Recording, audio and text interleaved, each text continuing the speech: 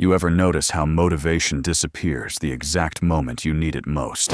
Not after a long day, not after doing too much, but right at the start. You sit down, ready to be productive, and suddenly your brain feels like it hit airplane mode. No energy, no drive, just vibes and confusion. And the worst part is the voice that shows up right after, asking why you can't just do simple things like everyone else seems to do. Here's the uncomfortable truth. Motivation isn't broken. It's just misunderstood. We've been taught to wait for it like it's a signal that means now you're allowed to start. But real motivation doesn't work like that. It doesn't show up before action.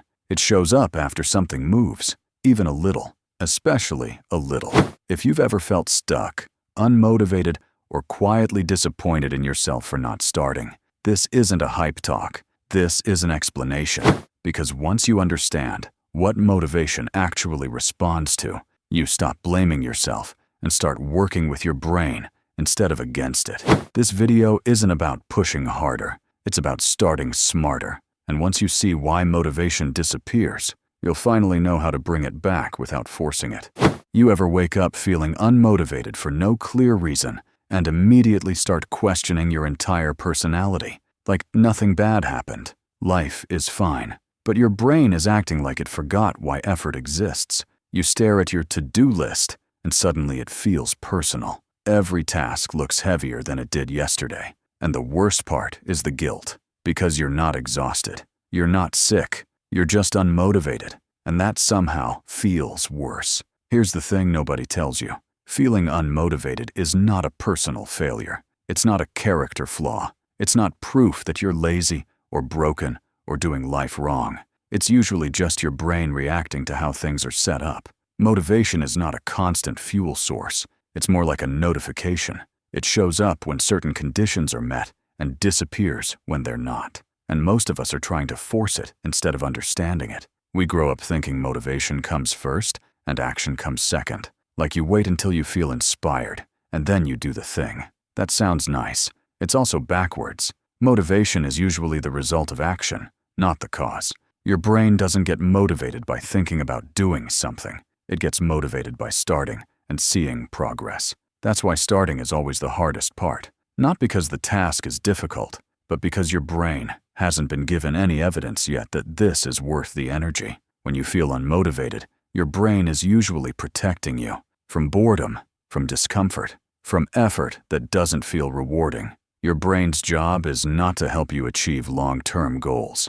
Its job is to conserve energy and avoid pain right now. So when it senses a task that looks unclear, overwhelming, or unrewarding, it quietly pulls the motivation plug, not out of spite, out of efficiency. This is why telling yourself to just push through rarely works. You're arguing with a system that has millions of years of practice. Your brain hears push through and translates it to unnecessary suffering, so it resists harder. Suddenly you need a snack, or a scroll, or a break that turns into an hour. Not because you're weak, but because your brain is winning an argument you didn't realize you were having.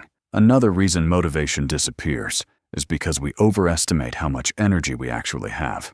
We plan our days as if we're always operating at full capacity, but energy fluctuates, attention fluctuates, mood fluctuates, and when reality doesn't match the plan, motivation drops. Not because you failed, but because the plan didn't account for being human. There's also the problem of vague goals. Your brain hates vague goals. Be productive. Be better. Get your life together. Those aren't instructions. They're pressure. And pressure does not create motivation. It creates avoidance. Your brain would rather do something small and clear than something important but undefined. That's why cleaning one drawer feels easier than starting a big project. One has an ending. The other feels infinite. Feeling unmotivated can also be a sign that you're emotionally overloaded. Stress, uncertainty, and mental clutter drain motivation quietly. You might not feel anxious in an obvious way, but your brain is busy processing things in the background. When that happens, motivation doesn't vanish. It gets used up elsewhere. You're still spending energy, just not where you want to. The mistake most people make is trying to fix motivation directly. They look for inspiration. They watch videos. They wait for a feeling. But motivation is a side effect. You don't chase it, you create the conditions where it shows up. Small wins, clear steps, low-pressure starts, visible progress. These are the things that wake motivation up. If you're feeling unmotivated right now, it doesn't mean you need a life overhaul. It usually means your brain needs a smaller ask, something it can complete without drama, something that creates movement instead of meaning. Because once movement starts, motivation follows. Not immediately, but quietly, almost unnoticed. In the next part, we'll talk about what to actually do when motivation is gone. Not in a hype way, not in a grind harder way, but in a way that works even on low-energy days, when your brain would rather do literally anything else. Once you stop treating motivation like a missing personality trait and start treating it like a response, things get a lot clearer. The goal is no longer to feel motivated. The goal is to act in ways that make motivation possible. And the good news is, this does not require discipline, willpower, or a sudden personality upgrade. The first thing to do when motivation is low is to shrink the task until it feels almost silly, not manageable. Smaller than that. If the task is work for an hour, make it work for 2 minutes. If the task is clean the house, make it pick up 3 items. Your brain does not resist effort. It resists uncertainty and overwhelm. When a task is tiny and clearly defined, your brain relaxes. And once it relaxes, it is much more willing to continue. Another powerful move is to separate starting from finishing. Most people think motivation is needed to complete a task. It is not. It is needed to start. And even then, only barely. Tell yourself you are not finishing anything. You are just opening the document, just standing up, just putting on shoes. This removes pressure. Your brain does not feel trapped. And ironically, once the pressure is gone, continuing becomes easier. Environment matters more than people admit. When you feel unmotivated, look around. Is your environment asking too much of you? Are there too many choices? Too many distractions? Too much noise? Your brain has limited attention. When everything competes for it, motivation disappears. Simplifying your space simplifies your mind. Clear one surface, close one tab, remove one distraction. Motivation often shows up when friction leaves. It also helps to stop relying on how you feel and start relying on rules. Feelings change constantly. Rules do not. A simple rule, like start at the same time every day, removes the need to decide. Another rule, like stop after a set amount of time, prevents burnout.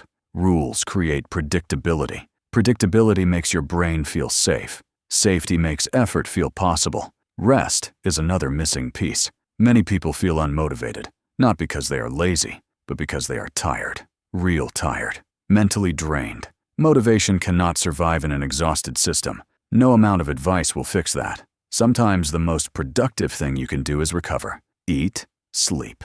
Step away, not as a reward, as maintenance. One underrated trick is to track effort, not results. Results take time. Effort is immediate.